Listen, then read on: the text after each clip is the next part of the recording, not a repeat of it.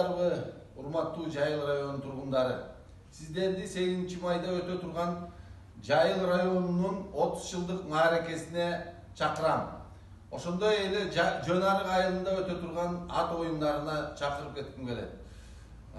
Бүткүл Кыргызстанда тынччылык болсун, асманыбыз ачык болсун, өлкөбүздө тынччылык болсун, ошондой эле жетишкендиктерди каалайм ошо кыргыз элиме. Урматтуу кыргызстандыктар, мына астыбызда Жайыл районунун 30 жыл болуп эметкенине биз ошону майрам өткөрөлү деп атабыз. Ансандай мына Совет өкмөтү тарап андан кийин ушу Жайыл районуна образоваться эткенине 30 жыл болду.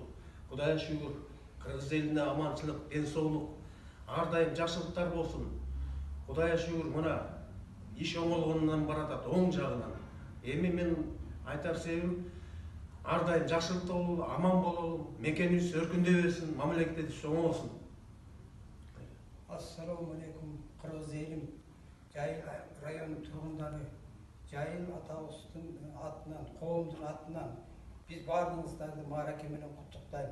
Ушу ден соолугуңар чың болсун, өмүрүңөр узун болсун, келечегиңер кең болсун, телегейиң тең болсун, Кудай өзүн колдосун, Кыдыр эке жолдосун, башыбызга бакыт таалай болсун, Жайыл атабыздын арбагы колдосун.